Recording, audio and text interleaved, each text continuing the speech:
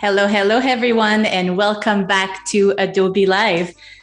Say hello to my good friend Ariane Bédard. I am Izzy, and we are both designers from Ottawa, Canada. How are you, Ariane, today? I'm excited to keep going on the project. Hi, everyone. Oh, I'm sorry. I seem to be having some issues. I can't hear you right now. Oh, no. Okay, hold on.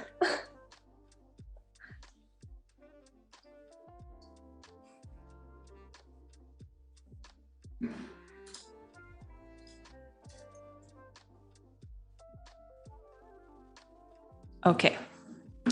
I think that my AirPods are not connecting. I'm so sorry about this.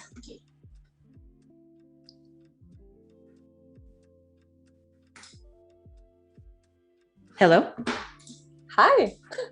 Okay, now I can hear you. Hey, oh my. There we go. Whew, okay. Now let me see. Let me connect back to amazing. All right. So very sorry about that. That's what happens sometimes with tech. Unfortunately, we've been experimenting that with the last 2 years.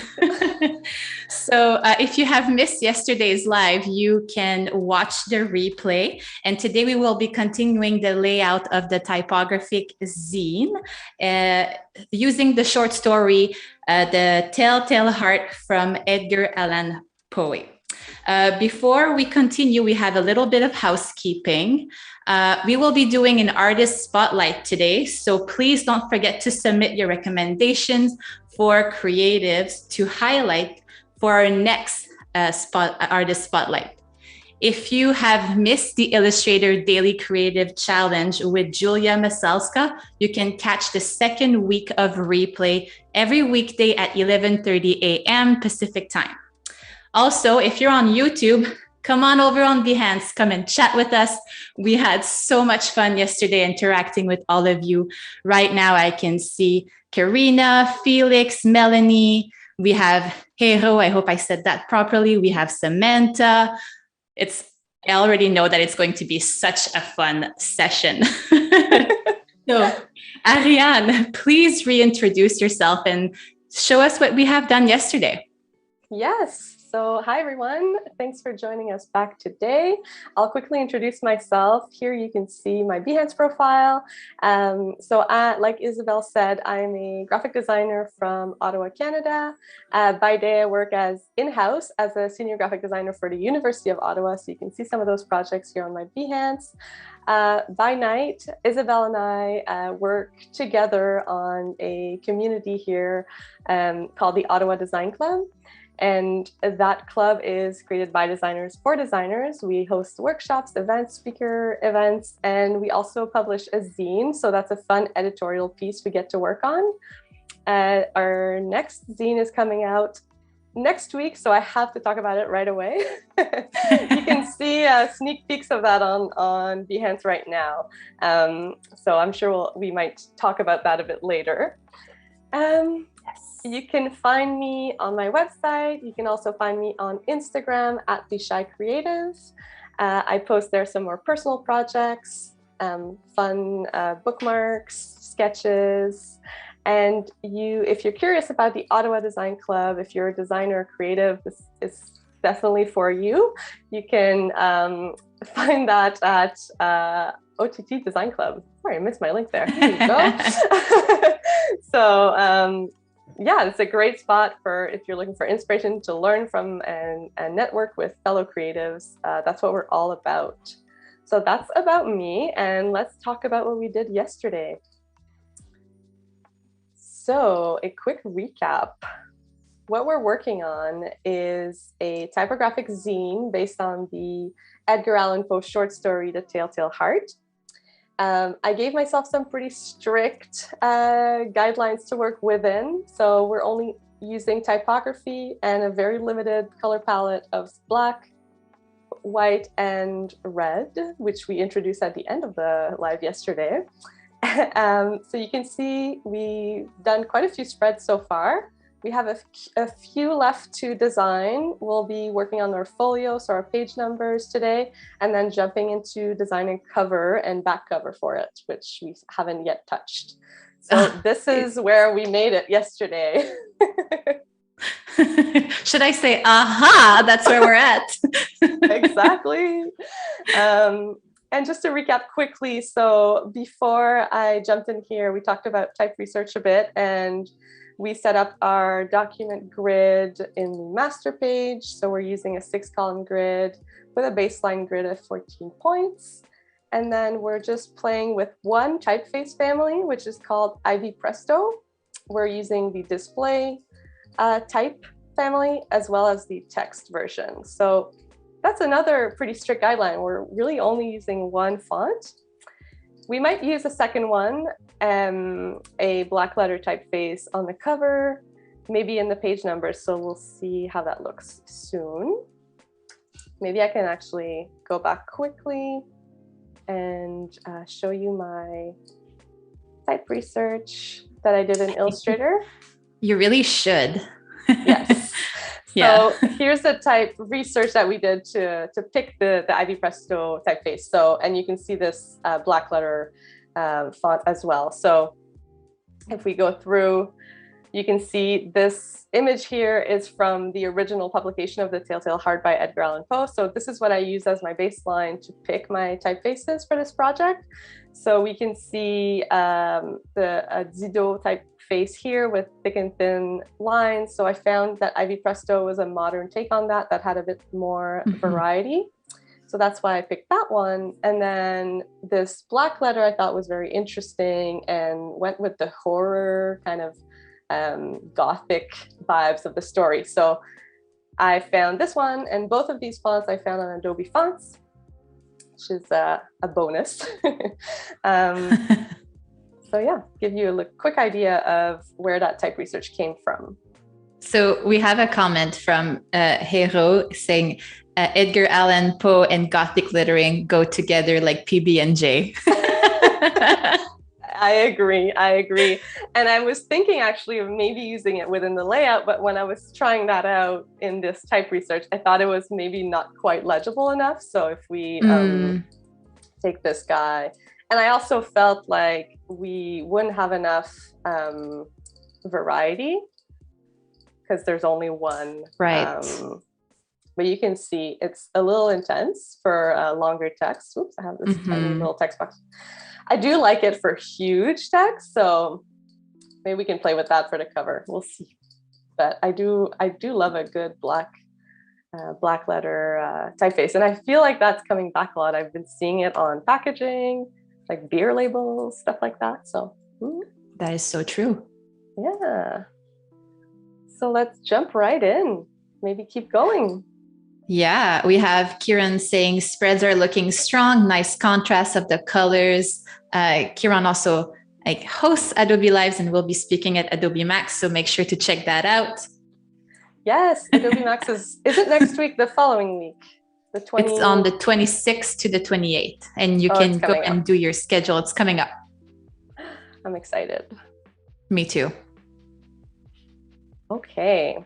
So just to recap a little bit, to go a little bit more in detail, the things that we're making stand out are all part of the story. So the story of the Telltale Heart, if you don't know it, is it's a narrator an unknown narrator. We know nothing of this narrator. He decides, well, not decides, but he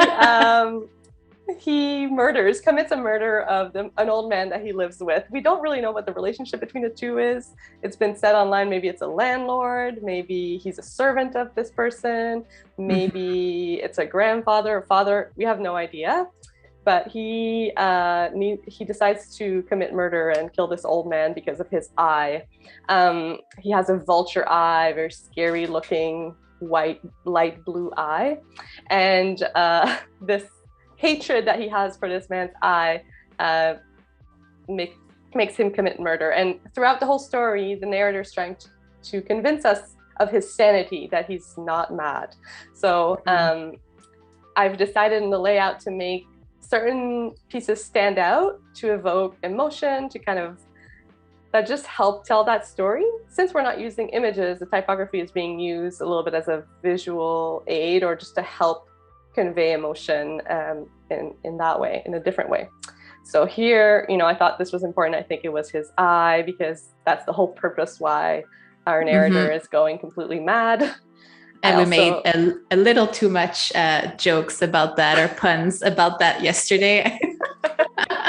Yes. Apologies, that was totally my fault. I'm here for it. I love it.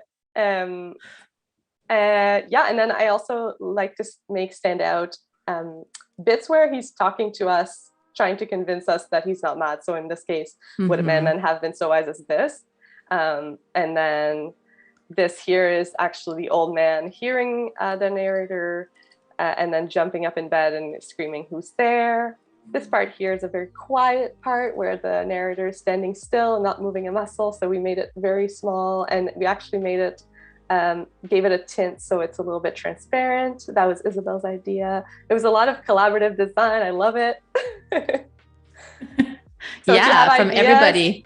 Yeah, exactly. Again, today, if you have ideas to, you know, just for the design, please let me know. This part here, it's starting to get pretty stressful in the narrator's mind. So this is why we made this whole page large font.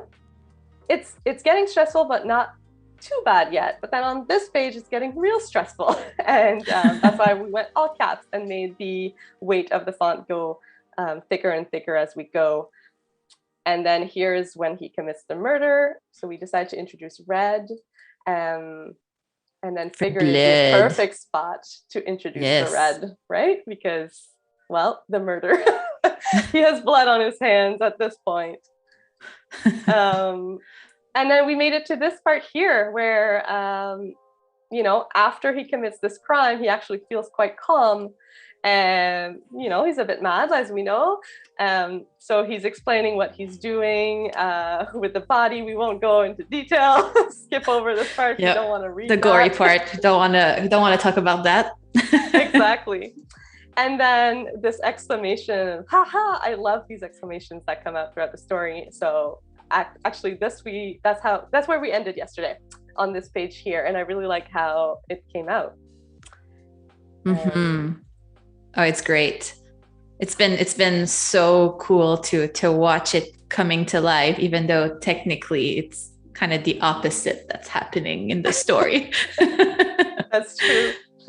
So before we keep going with our layout, I actually think I'll go, now that I have a pretty strong direction of, you know, what these pages are looking like, I think I'll go and make these page numbers my folio at the bottom. So I'll go back to the master and set that up, and then we'll finalize. We have about 3 spreads left to go, and then we'll jump into designing some covers. Play with that. So for the page numbers, I will be making a new layer that I'll call folio. And the reason I'm making a layer go on top is because we have black backgrounds. So I want those page numbers to be on top of my background in every spread, or else we might lose them. And I'll go ahead, I'll zoom in for you. I'll go ahead and type, insert special character, and current page number. So in markers, current page number, an A will appear on your master page, but that will be the page number in every other page of your document. And I think maybe we'll try that black letter, maybe in the page number. I was going to say, I think that would be cool to introduce it as a page number. Yeah. So we'll have it here and then do the same on this side.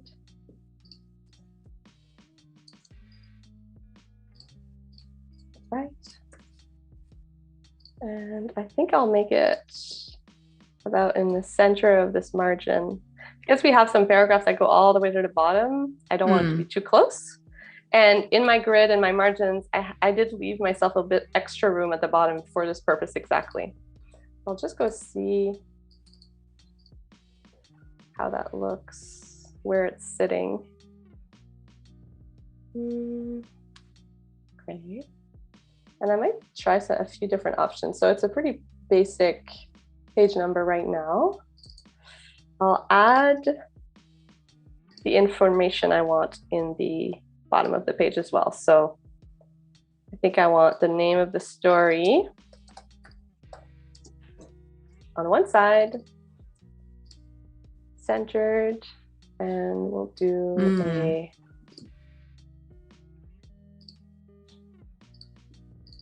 vertical. So I aligned it vertically within that text box, and then I'll go back to my Ivy Presto text, and I'll do regular, but I'll make it quite small. This is not, you don't really, like, this is repeated on every page, so I don't think it needs to be in your face too much. Maybe I'll do all caps though. And over here, we'll put Edgar Allan Poe.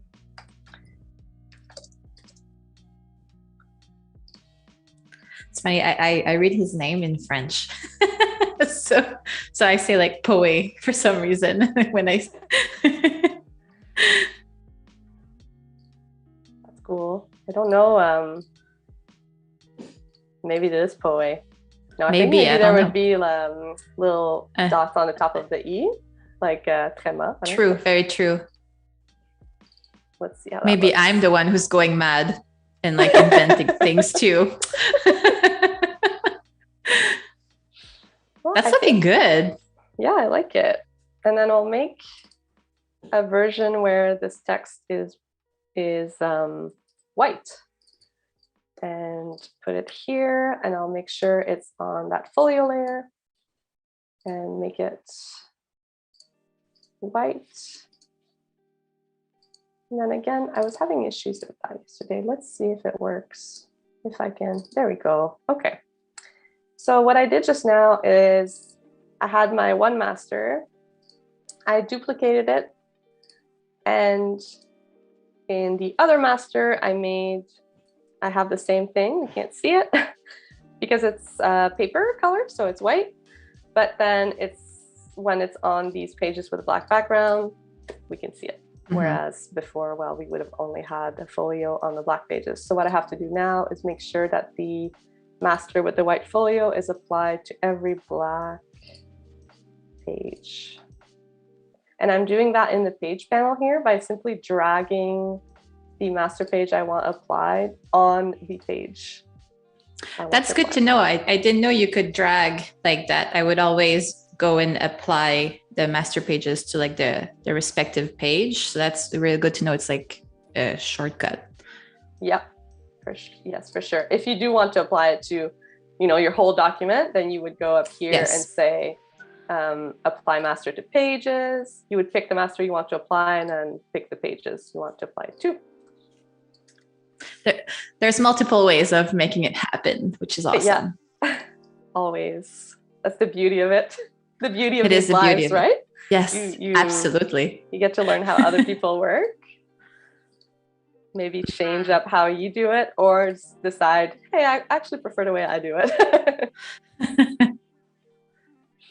Now, sometimes when it's a huge time saver, you're like, why didn't I do this before? Exactly. like before I knew how to use paragraph styles and character styles. So much time. And surprisingly, it's not the first thing they taught, like in design school. It should have been on the first day. Yeah, when you learn that InDesign software, it's pretty key. Okay, so we'll leave that page number. I think it's pretty simple, but I like it, so I won't play with it too much. I think it could be interesting to have big numbers. Maybe we'll try it super quick to see if we like it or not. So I'm doing that free transform again. Maybe it could kind of peek out of the page a bit, but I think it might compete. It looks great on the A, but I don't think it looks that good on the numbers themselves. Mm. Yeah. Yeah, I think it's confusing a little bit, but it's a really neat idea. Yeah, I think in this case, we'll let the text on the page shine and not so much the page numbers themselves. And this page here, it doesn't need folio. So I'll go and apply none because, oh, I did it on the wrong page. I just apply, removed any master page to this page because, well, there's no text on it, so I don't need much. And then same thing for the cover. I'll go and remove that page number. There you go. Awesome. Okay, so let's go back to our page where we're at. And this is the good part. So here, what happens after this haha is the police show up. And he's still calm. He feels like he has nothing to fear. Everything's under control. They won't find the corpse of the victim. It's hiding. It's hiding in the floor. And, you know, the officers are actually not even suspecting anything because he's so calm and there's really nothing to be worried about. So everything's going well. But he starts hearing the heartbeat. So earlier in the story, the narrator starts hearing the heartbeat of the old man, and it's kind of a representation of his guilt. I think it's all in his head, but he's hearing it and it's driving him completely mad. And it starts happening again here when the police officers show up. So this paragraph I want to make big again, and we'll make it, I think we'll start by copying this one here. So we have a question here from a VooDoo Val saying, Ariane, what is your favorite kind of project to work on? Definitely this kind of project. So that's why I decided to do a personal project here today. But I love editorial design. And it's not the first time I give myself this rule of using only typography. I have done that before in design school, so a very long time ago. I've been a designer for over 10 years, like we said, so that design school is it's far away. It's a little far away, yeah. But I remember getting a project in design school where we had to create just a couple of page of layout, and I did the same thing to myself. I said, oh, you're only going to be using typography. But back then, the trends were very different, so that looked very different from what this looks like. But I'm not an illustrator or a photographer. I'm not very, so I tend to just stick to what I have, right? I love typography, so I love to play with it. And I do the same for a lot of my personal projects. So with the Ottawa Design Club, we have like workshops sometimes where we do beer can labels. Mine are just typed. We do, we'll publish in our zines, a design piece. Mine are always typed. So I think definitely anything with typography is my favorite.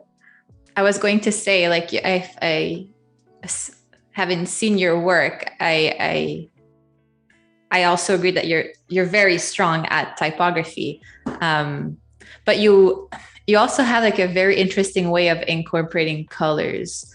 Like you have your palette, and then sometimes like you'll kind of venture out, but then come back to your main palette. Like it's very true to who you are, which is very interesting. So everybody who's watching, if you have the chance to go and check out like Ariane's work, try to notice that. It's a great way. It's also a great way to train your eye to like kind of see like what's like somebody's style too.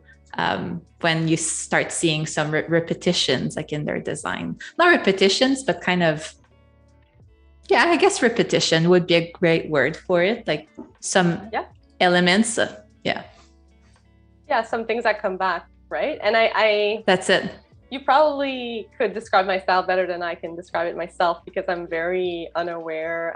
It comes naturally to me. And I think we were talking about that at one point where when you work in graphic design solely, so you're not so much, a lettering artist, or you're not so much using design as a way to create art, you don't, when you do work for mostly clients is what I mean, you don't, you kind of don't think about your style all that much because you're following brand guidelines from your clients, you're I work in-house, so I follow the brand guidelines of the University of Ottawa where I work.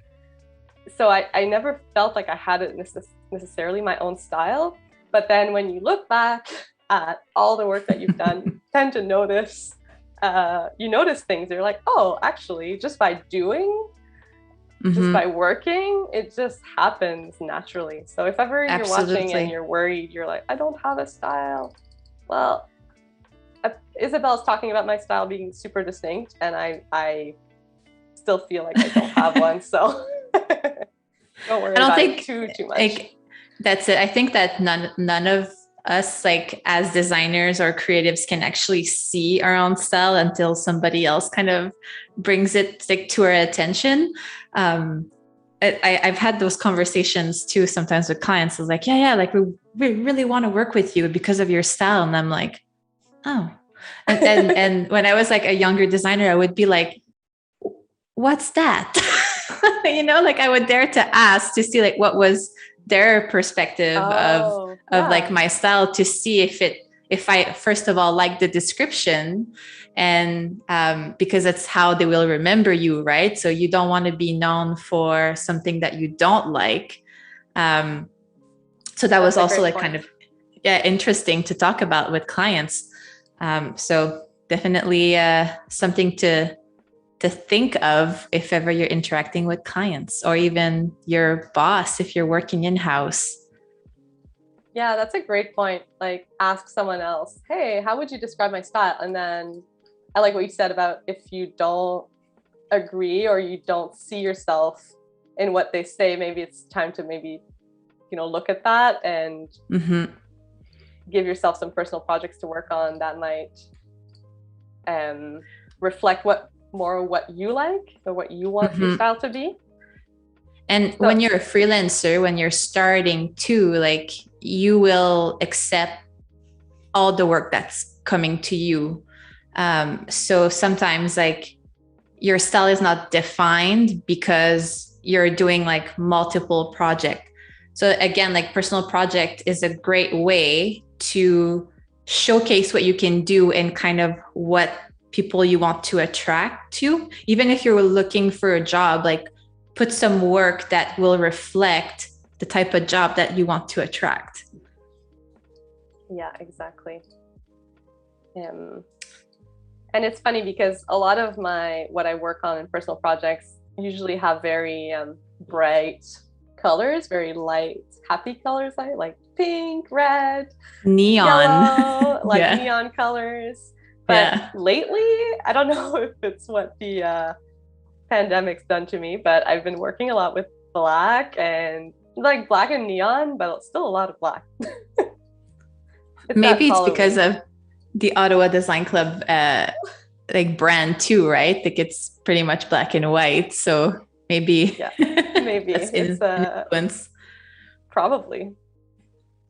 Okay, so I kept this page quite simple to counterbalance this one, which is a bit heavier.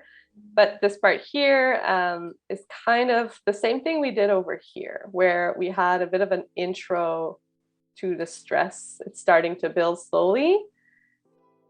So I'm doing the same thing here as it's starting slowly. He's starting to hear the noise in his ears, and then boom, this is my favorite part of the story. Okay. So I'm going full spread on black. And that was my idea the whole time. And I want to do the same thing we did up here. So where the typeface got bolder and bolder throughout. So it'll start, I'll put it all in thin. And then every time we see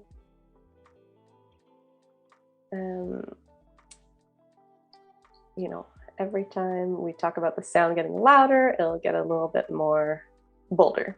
So we'll make this paragraph a little bit bolder. We'll go to light. We have Jennifer saying, I love it. Thank you, Jennifer. Yes. Then we'll go to regular. We have, again, so I'm so sorry, I'm not going to pronounce your word properly, but hero, I think. um, totally true about making sure you put up the work you want. I posted a mock brand project here on Behance, and within a week, someone wrote to me redesigning their brand. That's amazing. Hey, Congrats. that is amazing. That's the way to do it. The beauty of Behance and, getting those portfolio projects out there. Mm-hmm. That's something that we mention a lot at our events for the Ottawa Design Club. Actually, is put your work out there, because you never know who's watching. You could be the best designers, but if it's a well-known kept secret, what's the point? So put your work out there. And I know that sometimes a lot of us are like shy and don't want to show it, but it's hard. But like push yourself to put it out there. Like you never know the opportunities that can come your way. And I know that both Ariane and I can attest to that. Yeah, definitely. Maybe you'll be next. You'll be on Adobe Live. Yeah. Okay. So I really like that. Maybe I'll make it even tighter, but the leading, and then bigger. I should have done that first, because now I'm gonna have to adjust my my weights again. That's okay. It's a process, right? You need to try. Exactly. Okay. Maybe tighter a bit.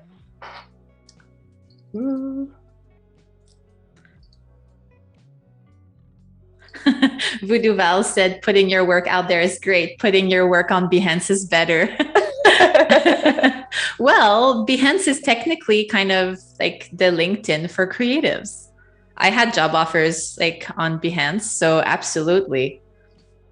Yep, agreed. And she also said, also these descending weights look awesome. Awesome in all caps. Thank you, VooDoo Val. I'm pretty happy with that too. And then just made this last sentence, I pushed it to the next line so that it wouldn't look odd to just have this again and hark at on the last line. And if you read this, and we were talking about how all caps is a little bit harder to read, but it's kind of the point again in the story. So this part is just the noise is getting louder and louder. He's getting more and more stressed. You can read it. Oh God, what could I do? I foamed, I raved, I swore. It's so stressful. And reading it like this in all caps makes it just that much better. It really adds to the story, I find, a lot. I just had a palpitation while reading it, like in my head just right now. So it's working. Perfect. Yeah. I wanted to see if we wanted, but it seems less intense now that it's red. So I think. But if it was on a red background, did you try that? I tried it quickly. Let's see. What do you think? Can you zoom out so we can see the other spread too?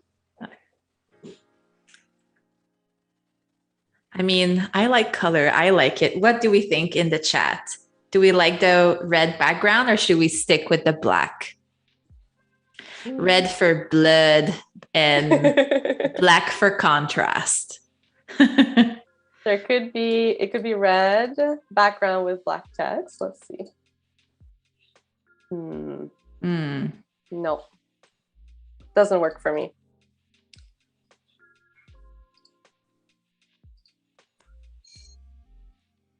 I think my preference. Oh, the red page. Yeah. Yeah, VooDoo saying the red page in all caps. Samantha, love the red. Okay. Do that. Yeah. Do that. Okay. And, yeah, Jennifer, amazing. So yeah, I think red is the winner here. Winner, winner, chicken dinner. Awesome. Okay, let's go red. Now this page. Yeah. Yep. Oh, sorry. We have Hero saying the black and white feels the most ominous to me, but the red is so striking. That's it, right? It conveys like a different emotion. It's so funny how type and color can trigger so much reaction like together. This is the magic of graphic design. Exactly. I agree with you. Like, I feel like my preference originally was the black because of that ominous, like you said. But I do like the pop that it does, like, because it's such an important part of the story. It's right at the end. It's the peak, the apex. So I like having that in red because it's really like, oh, okay, this is important. What's happening here? Carmen is saying VooDoo Val is excited about the red. Yes, she's yes, red. She's still continuing about the red. Yeah, in red we trust. Yeah. I will listen. I will stick to red. Yeah, the people has spoken. Exactly. Okay, so then this is what I had in mind for this page here. So, this was originally in this paragraph, but I split them to make it, build up even more. So here the noise is going louder and louder, etc. The police are still chatting. They're not hearing it. And he's saying, it's not true. They can hear it. They're making fun of me. That's what's going on. And then it's just louder, louder, louder, louder. And then this is the end where he admits his deed. So this is basically, the drop. When a beat drops right here, and then we have our conclusion. Yeah, so maybe we go back to a black background. I definitely want a full background, not a white background for here. So I just had a crazy idea. Because like personally, I am like having palpitation looking over this because I know the story and I know like what you're doing like really conveys like a strong emotion of stress. I would like to give that back to the chat. I think we should try a waterfall effect. So everybody, a waterfall effect, I'll explain and you will get to experience it. Sorry. So everybody type louder, louder, louder, louder in all caps or whatever, but don't press enter. We will give you the cue to press enter and then they will all come in all at once, which will create a waterfall effect. Hey. So then we will really feel as if we were inside Edgar Allan Poe's like the narrator's state of mind. Okay, write it down. Louder, louder, louder, louder. This is making me stressed. Not in a bad way, in a good way, in a good way. In a good way, yeah. All right. 1, 2, 3, go.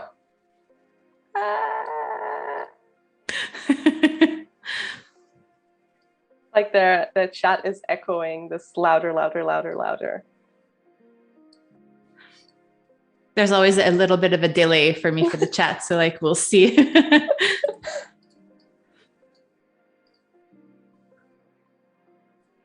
think that's super cool page. It looks so good. Oh, it's coming in. Yeah, yes. It took a while to make it to Ottawa. Yeah. That's it. Yeah. We're on Eastern time. That's why. Yeah. Oh, this is so cool. Oh man. Oh, we even have like fun like type happening right now. Oh, this was fun. Whew. I feel like I just ran a marathon. It's kind of giving me an idea, this whole waterfall thing. Let me try. So I'm thinking it could be interesting to repeat this even more on the page somehow. Let's see. Okay, no, we can't see that. So maybe with an outline. Let's see. So I'll select my type, go in my swatches, and switch it from fill to outline with the little swap arrow, which is giving me this. It's still coming in, by the way. It's awesome. We have VooDoo Val saying, turn up the radio, blast the stereo right now louder. But like, yeah, we had Peter, we have Garrett, we have Hero, Tanya, we have Karina, Paloma, Felix, Samantha, Kieran, Melanie, Carol, all saying louder. Thank you so much for participating in our madness. Yeah, so I think, this could be cool. Okay, I'm experimenting live here. Hopefully this works out. So I just copied, Option or Alt and dragging my text box over by a bit. And then I'll do it again and again and again.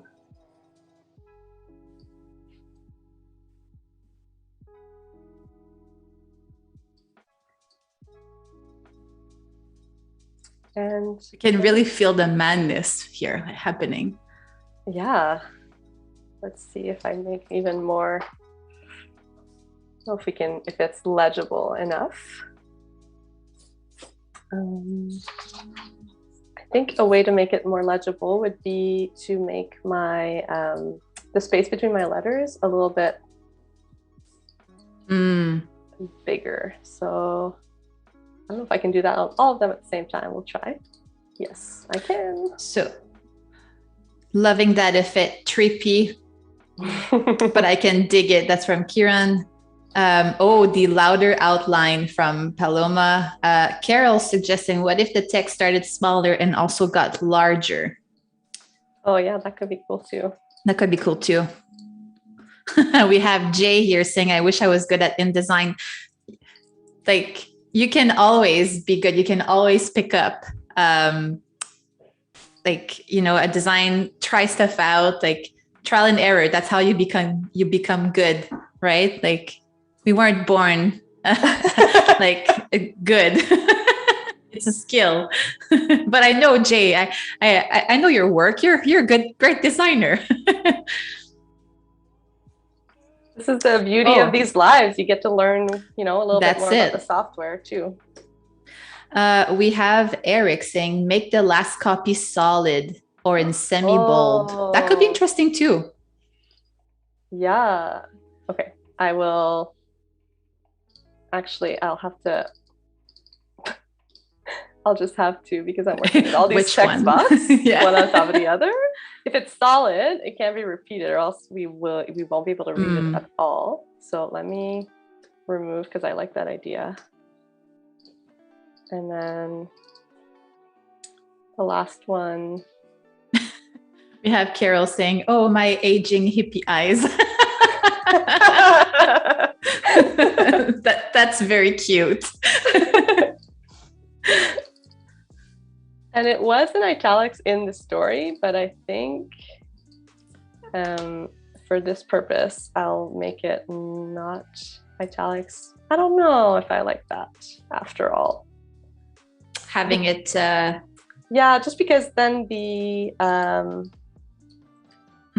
Let me just separate it completely so it's easier to work with.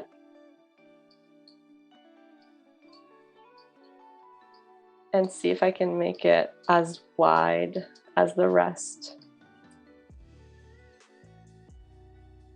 And then maybe this guy could be red. Oh, that's a good idea. Yes. Yes, that's a good balance. In italics. Again, I do like the italics after all, but then, okay, let me just adjust a few things. Yeah, Barbara saying red. That's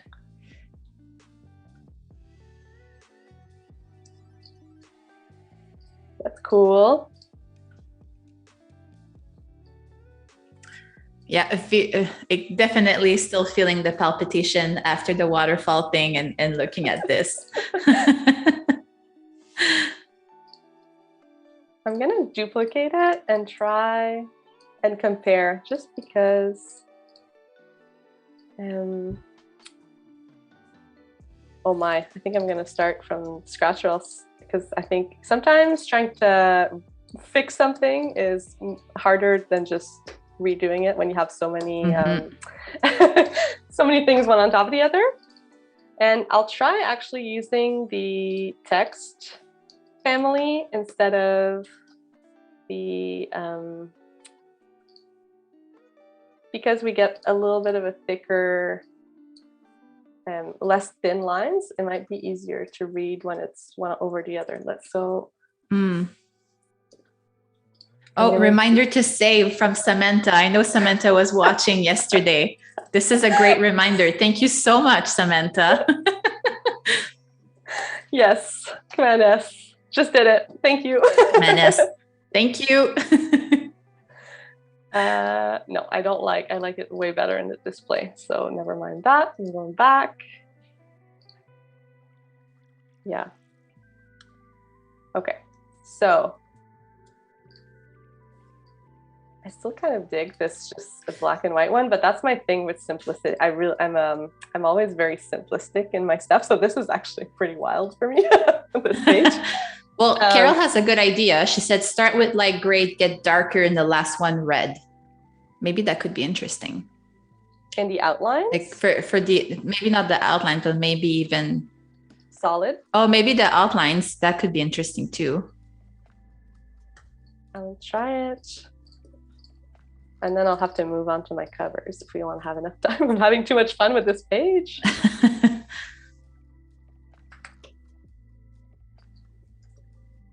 If it was back to being normal, so not outline, I like the idea that someone mentioned earlier.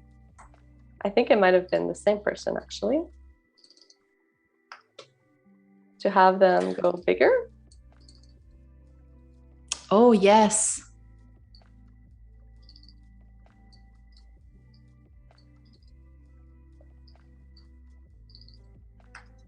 I don't think there's any wrong answers here. Everything looks cool. Yeah, I think so. We'll just have to vote. Okay, chat, get ready. We'll do a vote. But then I'll just, that's kind of cool too. It goes off the page. Oh. And then the last one could be red. Okay. Can you zoom on your, on this layout with the outlines? Oh, like, yeah. Here, all three. All three. So indicate small, which one is the first one. We'll go with 1, 2, 3. So this one is 1. The second one is 2. And this is 3. Okay. Let us know. Let us know. I'll work on the last page while those votes come in. Amazing. I'll do black again. So I'm thinking the whole last bit of the story is on the black or red.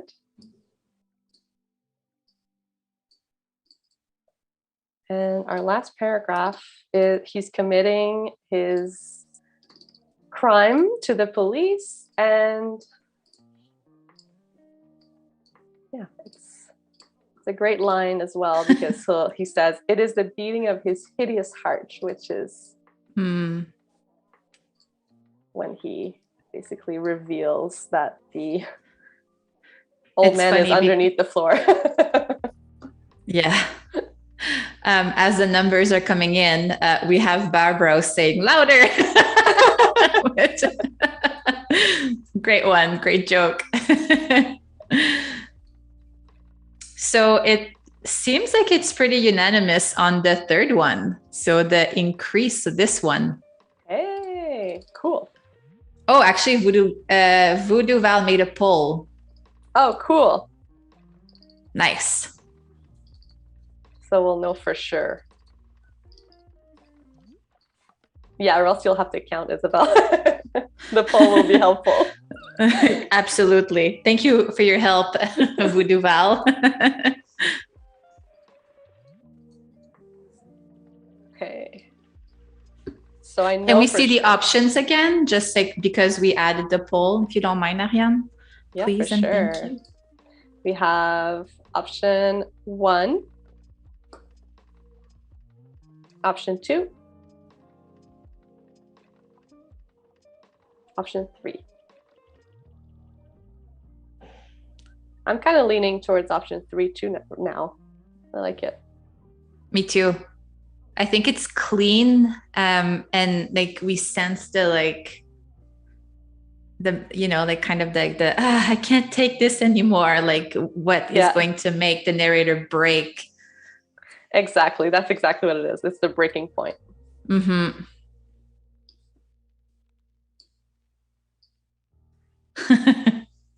Numbers are still coming in, so all good. We'll work on the last page. Mm-hmm. So I keep going back in time and using the eyedropper tool to pick up on fonts. Like I said yesterday, I didn't create character styles for these bigger expressive font moments because they're all different. So, but maybe at the end, what I would do before I send this off to print, I would go over everything, and anything that's similar in font size, I might make the same, and then I might polish that up. But while I'm creating, it's very much, spread by spread and looking at that spread as a unique piece. So because of that, I didn't want to be stuck with, going back and forth in my character style. So, but definitely at the end, and I probably won't do this during the live, but something I would do before I send this to print would be, just going through and see this. Maybe it's 29 on 31, but over here it's 29 and 26. Okay, well, can we make that the same? Just for consistency's sake. This is very similar maybe to this one here, so let's try and make it the same. So that's something I would do. It wouldn't be necessarily in this kind of project, but maybe that's just me. I like it when everything's nice and clean. Okay, so I like the idea of putting his hideous heart in red. Mm-hmm. And I like this page looking a lot like an old movie poster, or like the title on an old VHS. For some reason, I'm getting those vibes. Can I make a suggestion? I would just like to see. What if it's the beating heart? It is the beating of his hideous heart, all white, but then the oh my god, I'm losing the word for it. The quotation, the last one in red, because it could be like a blood drop. Oh, that's interesting. I mean, it's not as like pungent, but more conceptual. Yeah. We can always do a red background. I feel like the black background has more impact for some reason, but I know everybody else loves the red, so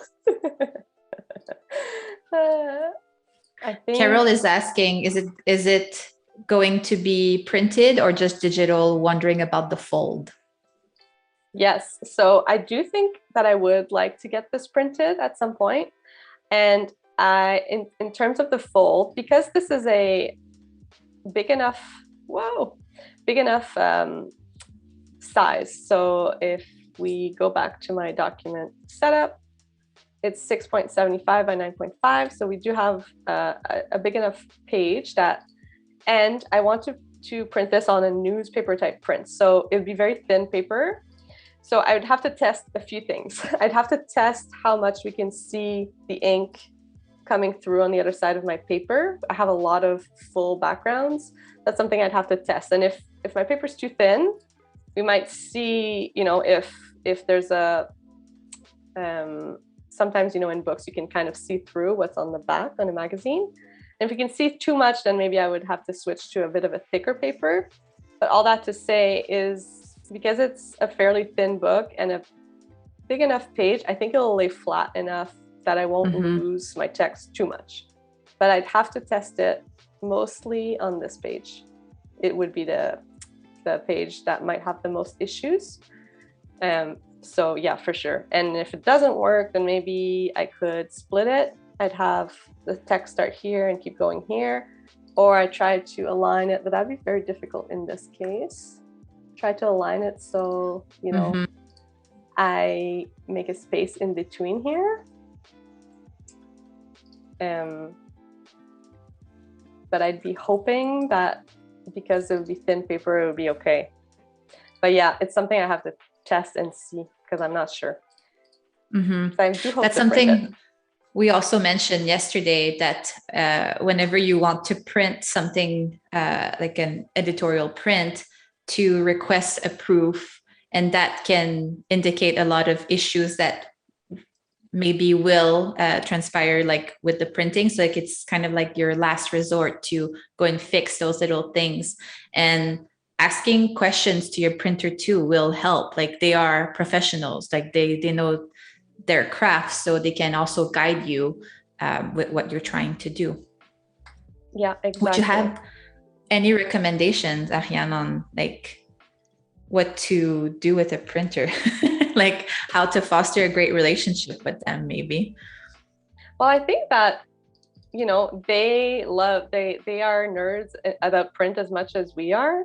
And I think they love the opportunity of working on something a bit more creative, and asking those questions. They'll be so happy to answer your questions. And I think a lot of people don't ask questions. They'll just say, hey, I want this printed for this date on whatever the cheapest paper is, whatever, you know. But when you get to work on something a bit more creative, it is good to just pick up the phone and ask those questions quickly, or, you know, by email. And anything, like you don't have to worry about them thinking you don't know enough, or, you know, that's a stupid question. There's no stupid question, and they'll just be happy, I think, to help. And then any questions, like we were talking about, hey, I'm sending you this. What do you think? Do you think that the ink coverage will be a problem? Do you think it'll bleed through to the other side of the page? Do you see anything? Sometimes you don't know what question to ask. Just ask them, hey, this is my design. This is what I had in mind. Do you see any challenges with that? And then they might just, you know, answer a question you didn't know you had, because sometimes we don't know what to ask. So we have some people saying that they would love to buy your typographic zine. So maybe something in the future. We have VooDoo Val saying I would buy some of these conceptual pages with well-known quotes as print. We have Felix saying would love to buy a copy if you ever print that project. So hey, that's awesome. Well, noted. I'll finalize it after and upload it to Behance, and I'll maybe put it in my Etsy shop and link it on there. So if you want to know if I ever do decide to print it, you can follow me on Behance. Oh, we have Jennifer too. I want this book. It's terrific. I'm completely in love. Oh, thanks, Jennifer. That's awesome. Well, this is giving me motivation to print it. Okay, so do we have a poll result? So I'm pretty sure it's 3. So this one. Awesome. Okay. These guys are leaving. I'll just put them at the end in case for some reason I want to get back to them. So in InDesign, in your page panel, you can go in the top right corner and uncheck allow document pages to shuffle. And I believe with that checked, yeah, exactly. So when that is checked, you can't necessarily separate a spread. But as soon as you uncheck that, you can separate your spreads. Although I did something weird here. You can separate your spreads. So I basically put them after my back cover. So my back cover is over here. But I did do something a bit strange when I did that, clearly. Let me go back in time and try again. So while you do that, VooDoo Val said, by the way, number 3 won the poll by a landslide, 92%. And Hero asked, Ariane, which one was your favorite? I agree. It was my favorite. I had in my mind earlier, I just wanted those 4 words, the clean one, when I first started working on that page. And then the waterfall effect gave me the idea to try this guy, which I thought was cool, but also a little bit inconsistent with the rest of the design. So I think this is a great mix of the two. Yeah, I'm pretty happy. I agree. So yeah, and everybody else agrees. Sweet. I think it was... Thank you, chat. Was it Cara that suggested this? Someone I think so. this. I'll stop playing with it. Okay. The only thing that was bugging me is the D's aren't aligned, and they're almost aligned. So that's something I might play with after, and aligning these D's so that the center seems perfect, and then anyways. I don't know if that makes any sense, but I don't Yes, like it that does. the lines here of the D's are almost perfectly aligned, but not quite. So I might go and tweak that after, just visually. I won't do it now because it'll take a little too much time, I think, but that's something I would go in at the end. I go through everything at the end of my process with fine-tooth comb and just look at every single detail. The spacing in between each of these might not be exact, but I would go and fix that at the end also. And so we have 30 minutes. Oh, I'm so sorry. We have 30 minutes until we do the artist spotlight. Let's go in those covers. Let's play with the covers. And I'm pretty happy if we go through the layout quickly. I'm pretty happy with it. I think, I might adjust a few things. I might make this go all the way to the other side. But overall, I'm pretty happy with the layout. But we're missing a cover. Amazing. Yes, and the cover is basically what sells. They say don't judge a book by its cover, but that's technically what we do. Yes, exactly. Yeah, I kind of like that a bit better. I shouldn't be doing this. I always do this. I see something that I want to fix and I can't control myself. I have to do it. Cool.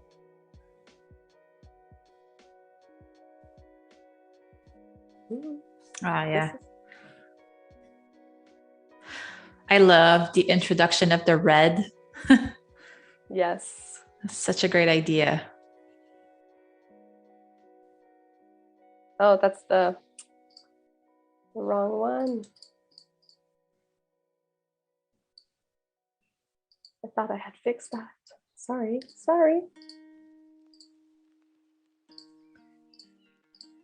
Okay. Move these to the end. Got it. So red page to this page to this page. With our drop of blood. Do we like the drop of blood, or do we prefer the heart being, maybe the heart is red, just the heart? Jay actually suggested that, to just have the heart in red too. That could be interesting. Yeah, I like it. I mean, overall, I think that anything red will win with the chat. Amazing. Okay. So for the cover, I might make a few pages so we can play with options the same way we just did with that page. And the first one I want to try is black. And I think to get me started, I want to get inspired by that old magazine cover that we had here. So I'll drop that here just to have on the side. And I just did a copy paste because I don't actually need this in my document. I just want it as inspiration.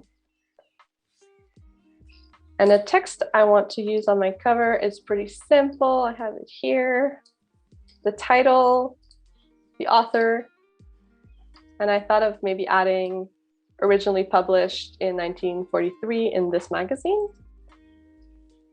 And something I didn't mention yesterday, but this story is in the public domain. And so that means that it can be published by anyone at this point. There's no more copyright on it. It's owned by the public. That's a great way if you're looking for content to use to work on personal projects. There's a lot of things in the public domain. So a lot of classic literature, even some songs and music. I don't know too much about it, but it's just a great jumping off point because you know you're allowed to use it. Mm-hmm. Yeah, that's great. So if you just joined us, This is Ariane, and she is working on a typographic zine with the short story, the Telltale Heart by Edgar Allan Poe. And right now she's working on the cover. Yes. So I'll go like classic to start, which is always a safe bet. And then we can try a few wilder things after. And I know that I spent a lot of time on that page. It was too much fun. We all got like a good kick out of the louder page, I think. There's still a louder that pops randomly in the chat here and there. So does it mean I'm talking too quietly? No. I think louder. Yeah. No, I'm kidding. Okay, so like the pioneer here at the top, but I'm making it way bigger just to follow the style of the rest of the layout. And then I'm going to try this fully centered kind of layout, just following this as an inspiration. And so I'll center this and I'll go and grab that body copy as a jumping off point. Maybe all caps. They seem to use mostly all caps. And I think maybe his name is where I want to incorporate that Carol Gothic font, which so far I've only used in the page numbers. But it's nice to have it as like accent almost, like. Yeah, exactly.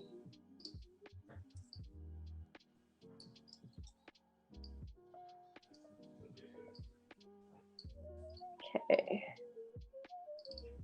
Originally published in 1843, and then maybe the name of the magazine on the next line. I might add space between my letters. They did that a lot. Here you can see it's like way spaced out. Here too. And you know, when you're not sure of where, what to do with your design, don't overthink it. Like, I'm getting inspiration from that original publication from 1843. And then it gives purpose to your choice. And then it's a jumping off point and you can completely go somewhere else in another direction, but it just gets you started. Sometimes we're looking at a blank page. Oh my gosh, what do I do with the cover? Well, don't overthink it. Look at, you know, what was the last cover? It was like, in this case, I have a lot of inspiration because the story has been published so many times, but going to that original cover is just a great inspiration. Great spot to start. Sometimes you don't need to reinvent the wheel. Like, the solutions are just in front of you. Exactly.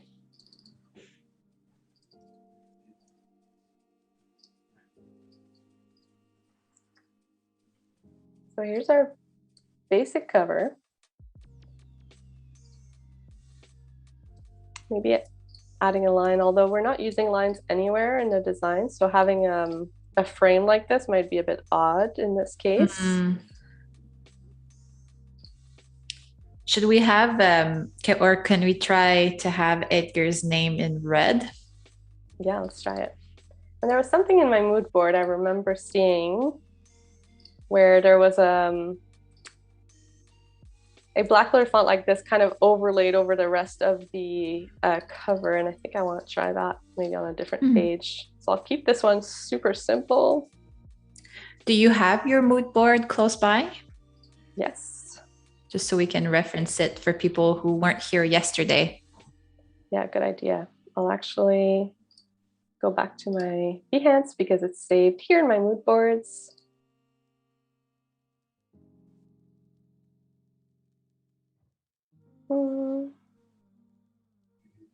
Now I can't remember if it's something I had seen here or elsewhere. That's the thing, right? When you're like working on multiple projects, you're like at the same time. Yeah, exactly. But let's look at this anyways. I like this. It's not a cover, but I like how it's positioned. And this is based on this scene here. which had Oh, very cool typography. Anyways, let's not go down that. oh, wow. But that's something that came up as an idea yesterday to make the typeface distorted.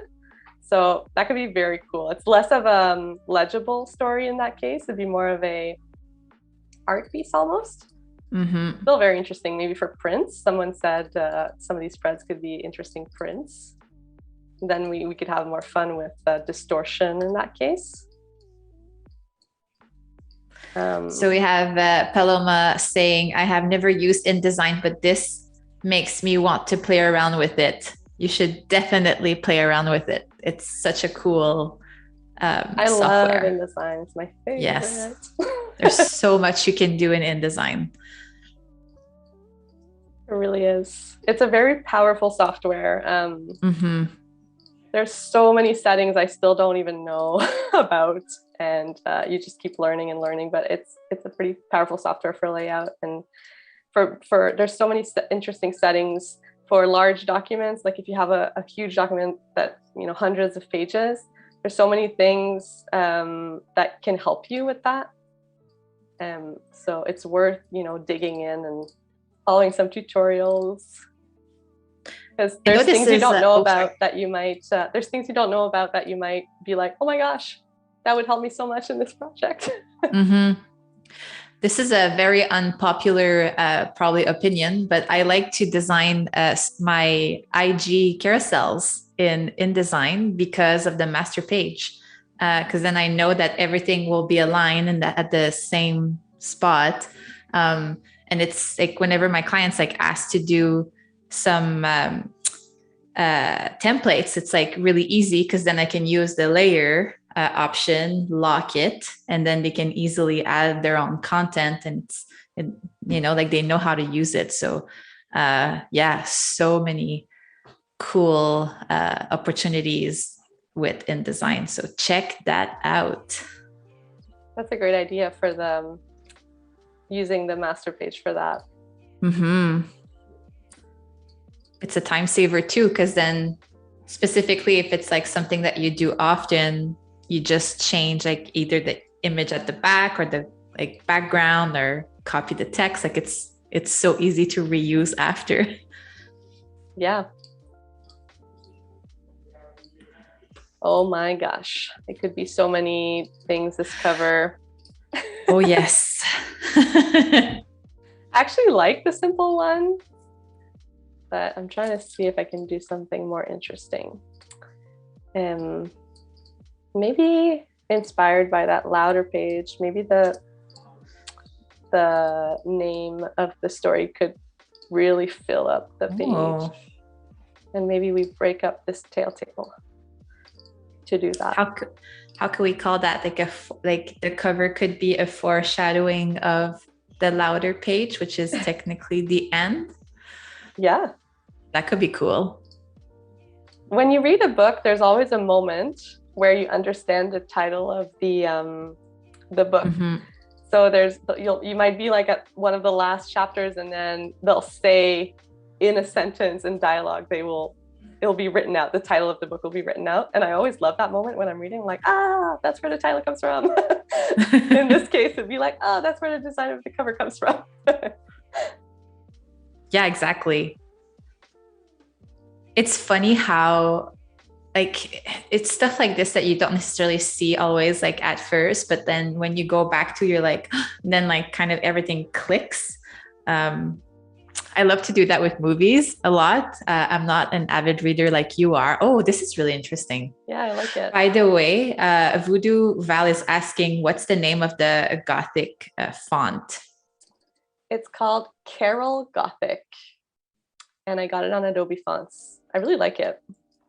It's really nice. That A, oh, so good. Yes. Maybe it's because my name is Ariane, starts with an A, but I love it. I was going to say the P looks really good to me, but then again, like my last name is Poirier. So. Let's see what the I looks like. Please. The I is like, yeah, it looks like a reverse E. The I is always like a hit or miss, I find. but it's yeah, fine. it's such a simple character, So right? simple. Yeah, exactly. I might make this smaller. I like this. I made the hyphen red. I like it. This I would definitely see on a shelf, and I would pick it up. Yeah. What do we think in the chat? Let's try it in reverse. So let's try that on black. Good idea. Font nerds, Carol saying, because yeah, there's a font discussion happening.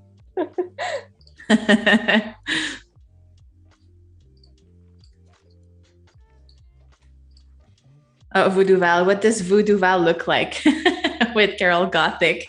Let's do it. VooDoo Val. VooDoo Val. Oh, the V is a bit weird. It almost doesn't look like a V. Man, see, in my type research, I tried out what I wanted, what I knew I wanted to write with Edgar Allan Poe, and I knew that looked really good. I don't know if I like that one, though. This is no great alternates. That's the thing with display fonts too. Sorry, we're talking. No, it's well, we were gonna say the same thing. Like that's why you did the test at the beginning, right? And like your research. Exactly. It's all about display types. You know, you'll be using them for a specific title, or you know that it won't be for your full copy of text. So doing the your display type, which means, you know, typefaces that you would usually use in large titles, you can actually test them with exactly what the content that you'll be using is. That's the beauty of that, which we can't necessarily do. Well, you can test your whole story in body copy, but body copy is usually pretty legible because that's its purpose. That's it. Mm-hmm. Yeah. So VooDoo Val saying that she loves it. Oh, there you go. There you go. I thought maybe they looked like U's for some reason. Or like a weird O, or like reverse D almost.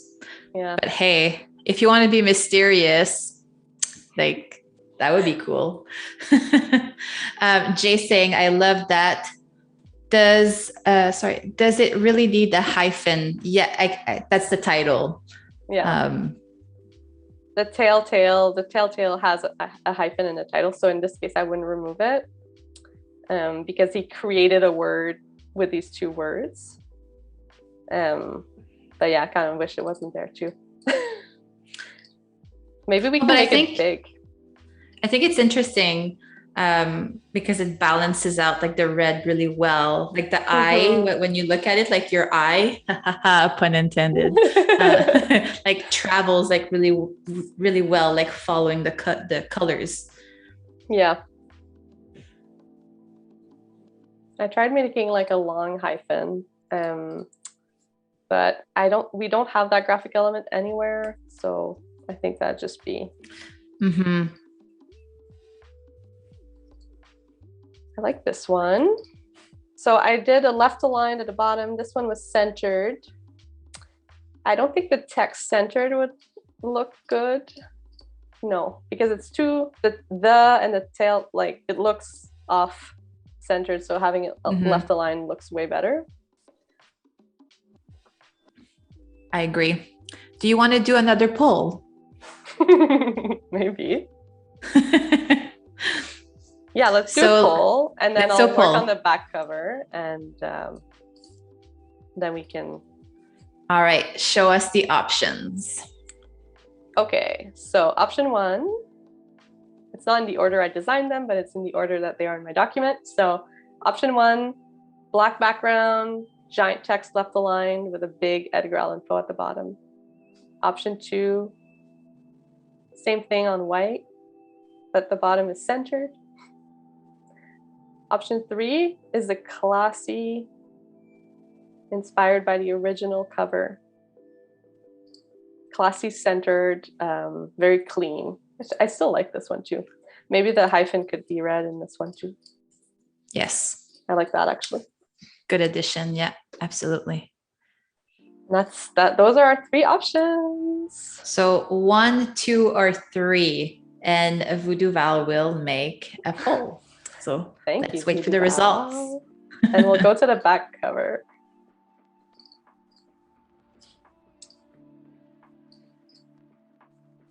So just as a time reference, we are 10 minutes to the artist spotlight, where we will be looking over at a creative portfolio, and then we will come back, finish up. And it's crazy how time goes by so fast. It really is. I can't believe it. I feel like it's going even faster than it was yesterday. Mm-hmm. I agree with that. So if you just joined us, welcome. So Ariane is finishing up the back cover right now, and she designed the full layout of the Telltale Heart short story by Edgar Allan Poe. And we really played on the emotions of the story. And this is where we're practically there. It's looking so good. Yes. I'll just place this type and we can kind of look at the whole thing as a whole after. So I wanted to put a little bio of Edgar Allan Poe on the back.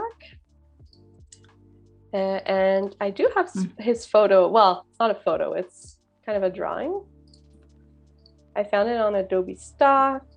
And oh, cool. I'm thinking it could be maybe interesting. I love sketch drawings like that so much. Yeah. So again, we're going to go classic first and see. I'll try small text. Well, let me do a copy of this.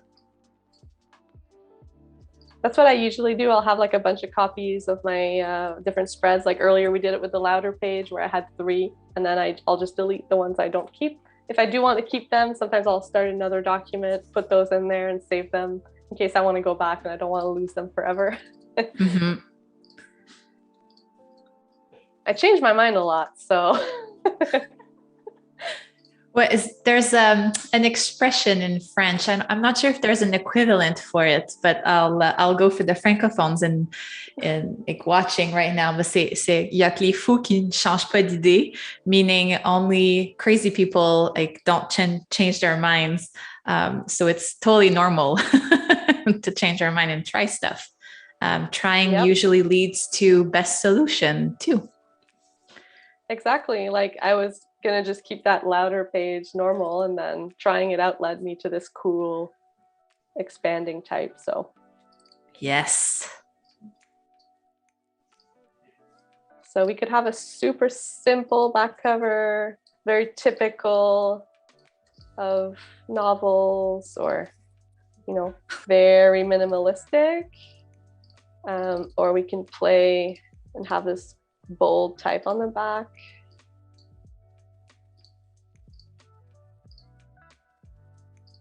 I think I'm going to try it in the text because it's such a long paragraph. And I might look at that in my layout as well. In some of the big paragraphs where we have big all caps text, I use the display type. And that's something I'll want to go over and make sure everything's very nice and legible. So just in case you don't know, but in the typeface I'm using is called Ivy Presto, and it has 2 different versions. It has a text version that's good for smaller text or bigger paragraphs, and it also has a display version that's good for titles where the lines are a bit thinner. So that's what I'm talking about when I'm saying I might review what I've used throughout, make sure it's legible. And then we absolutely. Maybe we have him like huge. Should we have him just with one eye that's like peeking through? Yeah, I was thinking that too at the same time, like because it's all about the eye. Yeah. Maybe this could be red.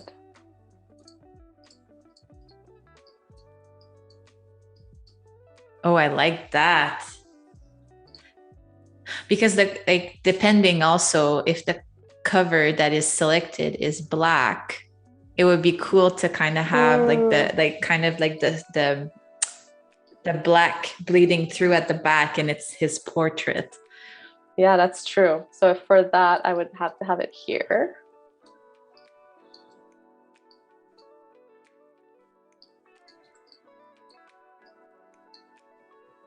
We have the intro next to him. Do we have a poll result?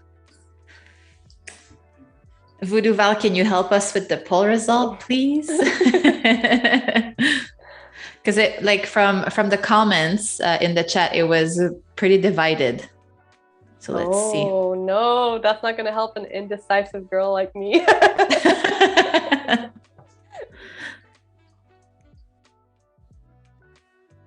This is interesting. Yeah, I'm trying to have him not compete with the text too much, but still that cool. I don't think I want to do like a text wrap.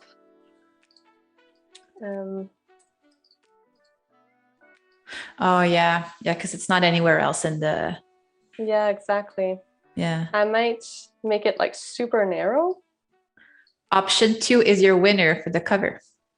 Option 2. Which one is that? So I think that was the white one. Oh, this one here. Okay, well, in that case. Thank you so much, VooDoo Val. Yes, thank you. And thank you everyone for voting and helping us. In that case, I might switch him over to here, which I think would be cool because then he'd be very cut off. He'd be just floating on the other side of the page. And then having this left align here is a bit easier to read. Very true. Like the alignment just looks a bit better because on the other side, we were having a straight line next to a, how do you say it? An organic, more organic shape.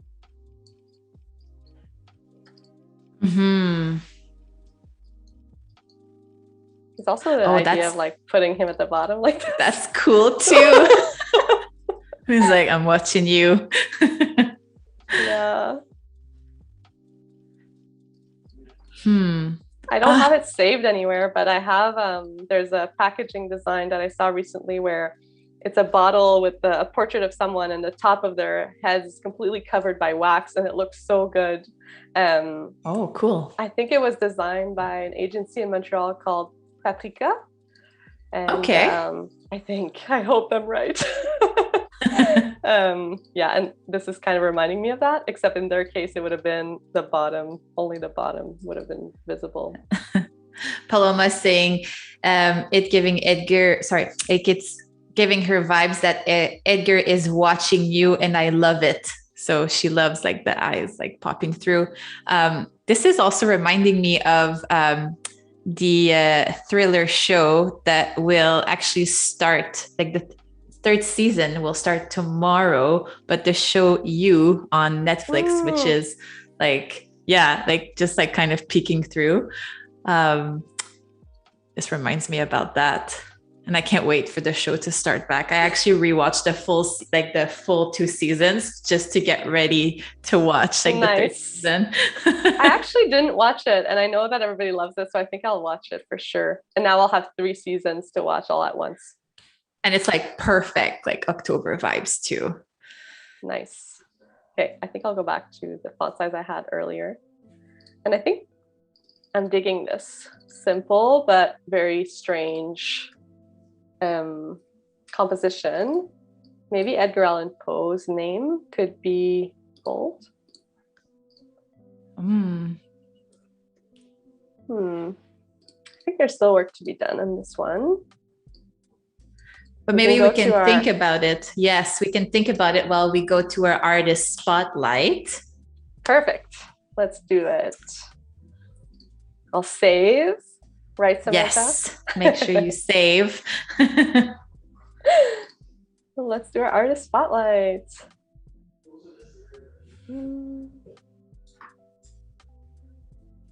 So we have Kieran saying, "Peekaboo, I see Poe."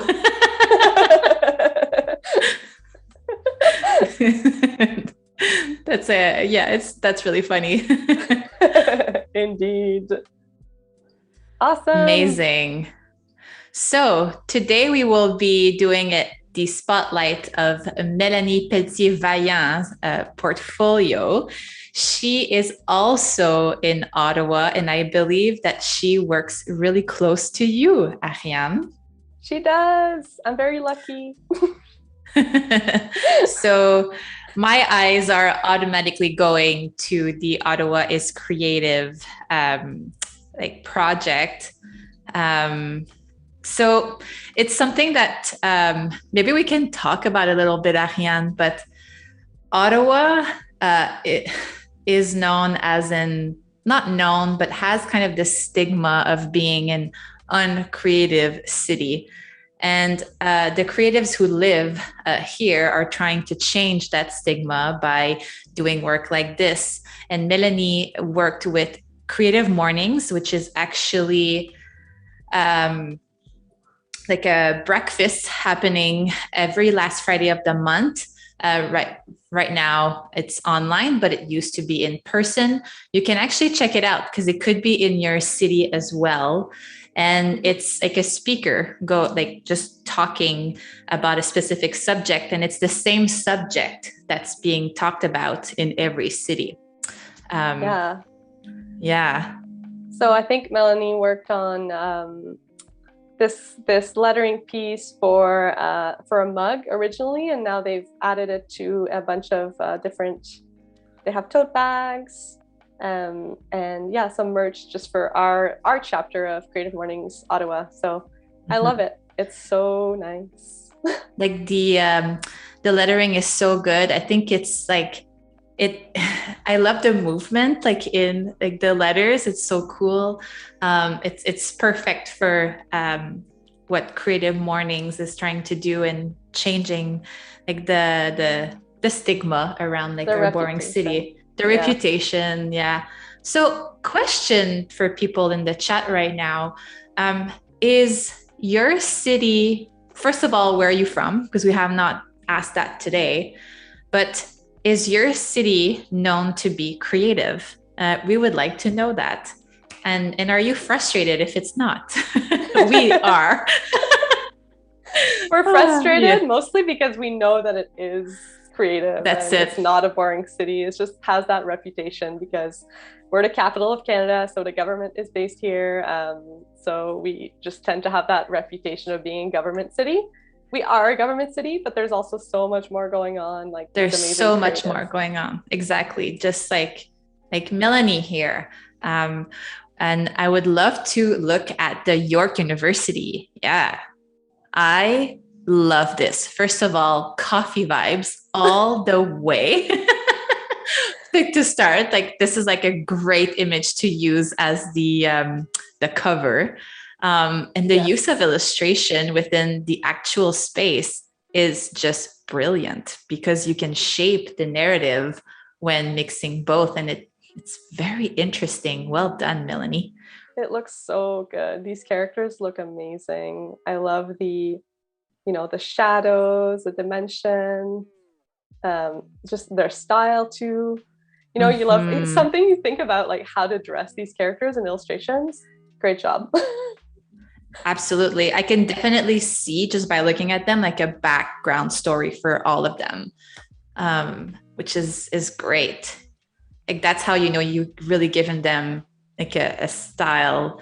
And I see that Mélanie is actually in the chat. Like when you were designing this, Mélanie, like did you write like a kind of some like a bullet point of who they were, like what they do to kind of guide you to designing them? This is a big question. Yeah. Putting you on the spot, Mélanie. Absolutely. But I think it was used in a video when she was working in a video agency. So then animators took these characters and made them actually live within these real environments, photographic environments, which is mind-boggling. I can only imagine how difficult that was to work on. It was very impressive. That is so cool. So if you want to watch that video, please go and check out Mélanie's profile so you can watch it.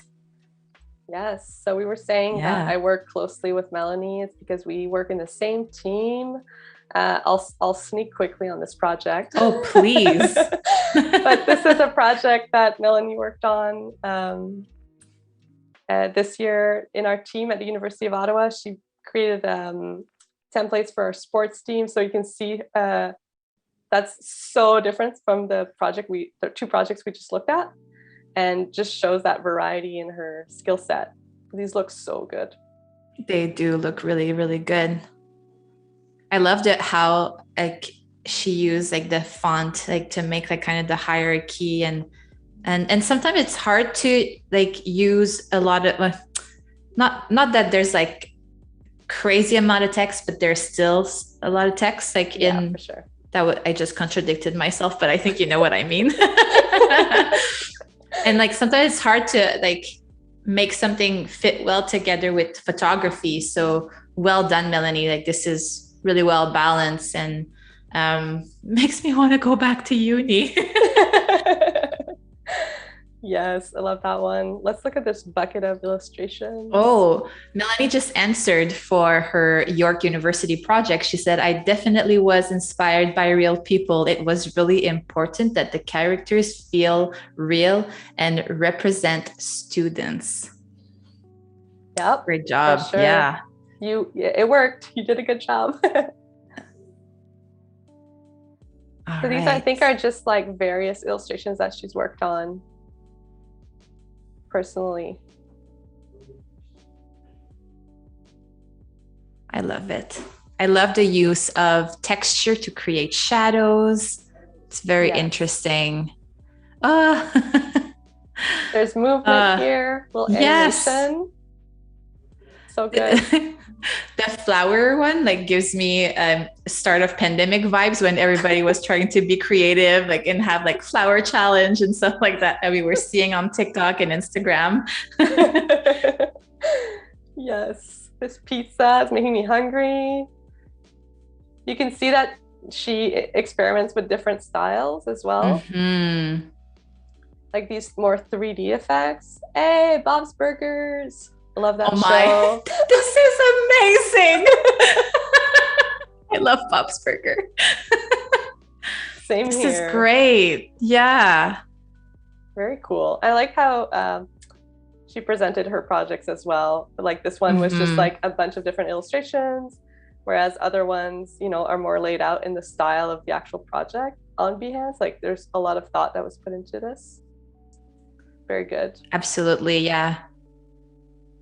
And that's important too, like when, again, like it depends on what you're trying to attract, like whenever you present your work. But this, I feel that is really appealing for both a creative and even somebody who might to hire Melanie. So having some mini descriptions is really good. Even some call to action, adding some movements, like we stop automatically when we saw the little animation. So this is something that people will like stop scrolling. So good use of your skills, Melanie. I selfishly really want to look at the landscape one because it's giving me the Canadian vibes. Yes, let's look at it. These are our illustrations for animated video again. Look how beautifully presented this is again. That deer. Oh, yes. Oh, look at this like night scene with the little lanterns. Looks so good. Oh, it's scary though. There's bones like in the corner. Oh, yes, you're right. Whoa, did not expect that. Oh my gosh, they're cooking the fish. So this is we like have animation again. Yes. Oh, so good. Love it. From night to day. So see how we like automatically stopped here? Like this is definitely something that you want to do. And if you're not necessarily like the best animator like myself, Photoshop actually allows you to do some stop motions and some animation. So check that out because it can really elevate your portfolio to add some GIFs in there. Yeah, definitely. Yeah. Even on your Instagram, you know, Instagram is pushing a lot of video now. So having subtle movements. It doesn't have to be too Mhm. complicated. You can just kind of switch between 2 layers on Photoshop and create a simple GIF. She has an Etsy shop too, so if you like her illustration style, check it out. Can we click on it actually? Like if you don't mind, just so people can see. Yeah. So some prints. So if you loved Melanie's work, you can definitely like check this out. Maybe even like dress your walls. Yeah, she has a lot of greeting cards, stickers, a lot of stuff for like the holiday seasons. Which is Nintendo coming up. Switch. I love it. Awesome. Well done, Melanie. Like keep doing what you're doing. She's here in the chat, so send her some love in the chat. Yes, go follow her, check out her Behance, her Instagram, her Etsy shop. Yeah, show her some love. Yeah, and it's Melanie with a Y, PV on Behance. Okay. Amazing. Let's finish this layout. Let's go back to yes.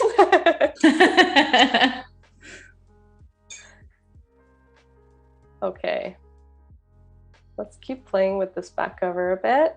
Now that we know this is our front cover, I might put our back cover next to it actually. See how it would look when it's printed. See it as a whole. You would, if you opened it and plopped it on your table to save your page where you're at, that's what you would see. Let's try and make that look good together. Maybe the back could be black, maybe.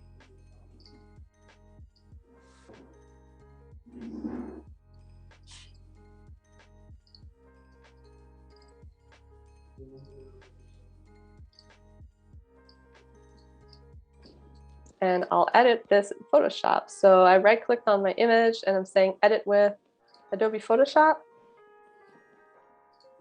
And I'll just lock my layer here and just fill it in white and make a copy.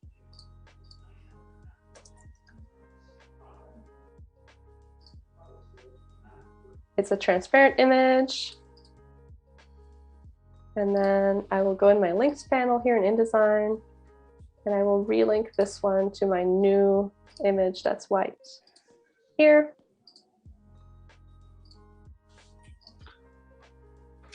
Oh, it looks weird and white. Yeah, I was like, not sure, but I was curious to see how it was going to look. Yeah, I mean, it's ghost-like. Yeah, it's very scary. I think because the lines are so thick, because it's so big right now, it's not a vector, right? So actually it might be too big. Oh, that's so scary. Yeah, it's giving me creeps. Is it scary in a good way or in a bad way? Oh my goodness. I mean, yeah, I'm not sure. Okay, let's go back. I'm sorry.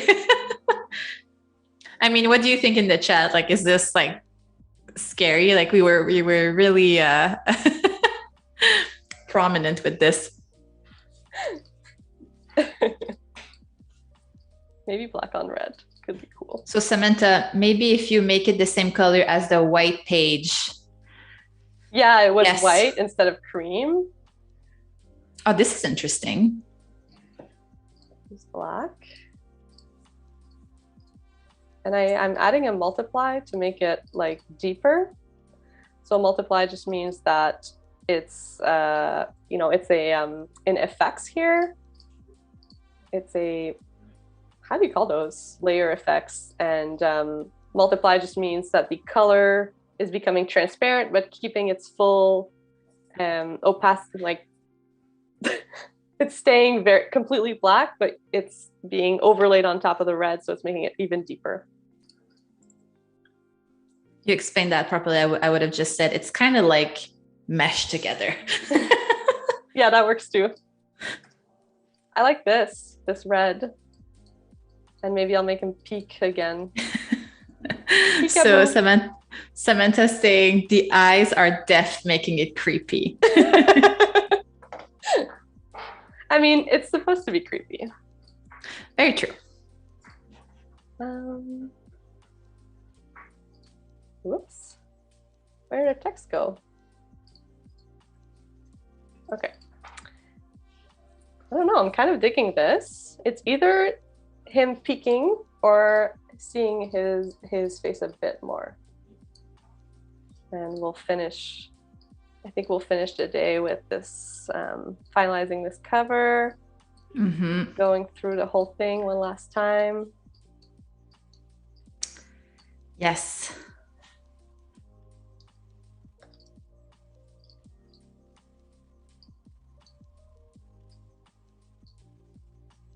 I wish, yeah, that's a bit hard to read now. And I think my photo's not high quality enough to make it that big. I go to my links and I click on it. At the bottom here, I can see, oh no, it's okay.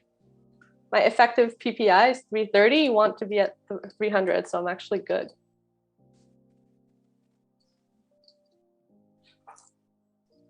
And then what if the text was a bit bolder? Yeah. Yeah.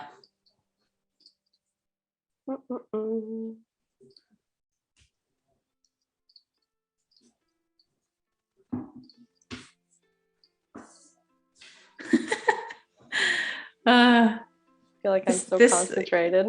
Yeah, well, I mean, I think we're all watching, like, because it's the end, right? So like almost the end of this live. So it's like, what is it going to look like? I'm on the edge of my seat. Maybe making it all caps. And like, I wasn't digging the text for some reason because it's so big, but it was kind of plain. Maybe if we go very stylistic.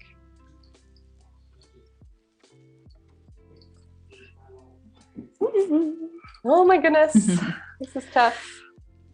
Yes, and we will have to start to wrap up in about 3 minutes.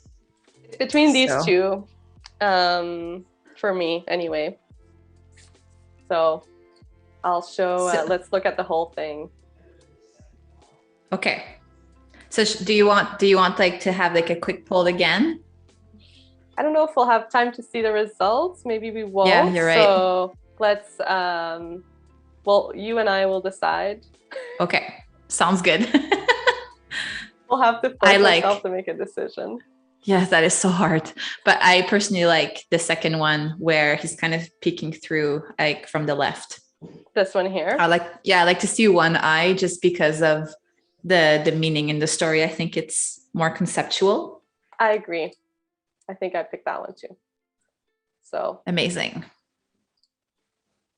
So I'll bring my back cover back down and we'll just go through. Okay. So exciting. The final product. Okay. The moment that we have been waiting for, seeing the full thing. Exactly. So we have our cover that you guys helped pick. It's very, very book. Like I could see this in a bookstore for sure. Oh, absolutely. Our simple intro, setting the tone. Then we go into our first spread, all about the eye.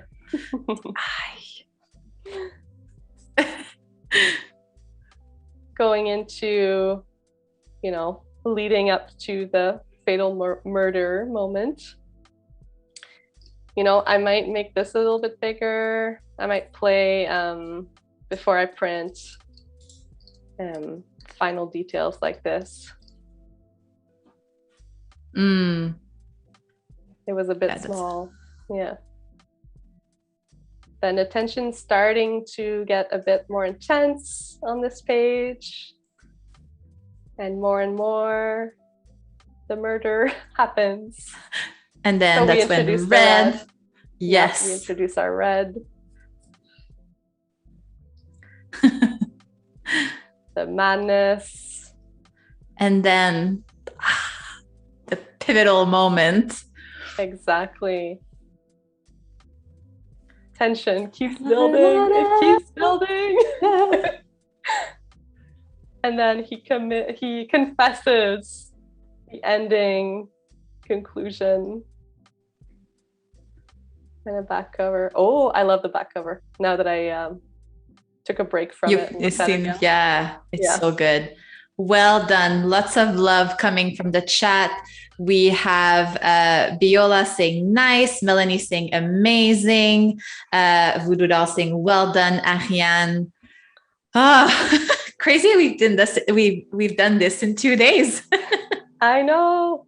I feel like I could keep going and trying so many different things. That's a fun thing. When you're having fun with a project, you don't see the time going by. It's the beauty of personal projects. That is so true. And it gets like to exercise your skills too, learn some new stuff. We have Feeling saying love everything, lots of O's in the love. Love and murder, like, and madness from Clever, but I think that's referring to the story. Greg saying great stream, thanks. So Ariane, thank you so much for designing the typographic zine with us. Where can we find you? Yes. So you can find me on Instagram. I'm at the Shy Creative. Here you can see a lot of personal projects. And when I'm finished putting this in a mock-up and putting it on Behance, I will definitely add it to my Instagram grid. So if you follow me there, you'll see when that's done and ready. You can also find me on my website, is arianebedard.com. And of course, on Behance, you can find me here at the Shy Creative as well, or my full name. You can find me both ways. So you can see here a mix of work. I have some work for my in-house at the University of Ottawa on here, some zines for the Ottawa Design Club, which is an amazing club that I work on with Isabel. Yeah, check it out. Yes, you can check that out at OTT Design Club. Please come follow us. We host a lot of interesting events. We have one next week, a speaker event on October 21st. We'll also be launching our zine. So we were designing a zine today, but we also work on a zine with a big... Should we pull up a copy? Yes. Yeah, hold on. Oh, I grabbed the same color. I wanted to have a different color. Yes. Yeah. Yay. So we work on this zine together with a bunch of other volunteers and creatives. And this issue is coming out next week on October 21st. The theme is raw. You can see the covers are all different. All different. I'll pull up another one. Like, it's all spray painted, so they're all unique. Yes. So if you love design and you want inspiration, like, this is filled with it. So we encourage you to check it out. And that's where you can find me. The Ottawa Design Club also has its website, ottdesign.club. So if you want a bit more info about who we are and past events, you can check that out as well. Well, thank you so much, Ariane. That was like such an amazing live. Stay tuned, everyone. We got the XD Daily Creative Challenge replays with Elise Todd coming up, followed by Draw Along with Kyle T. Webster at 2:30 p.m. Pacific time. And again, massive thank you to everybody who joined us today and talk to us in the chat for your recommendation. It was such a so much fun to geek out together. And thank you, Ariane, for sharing your process. And we'll see you soon. So thank you, everyone. Thank you so much. Thank you for your input.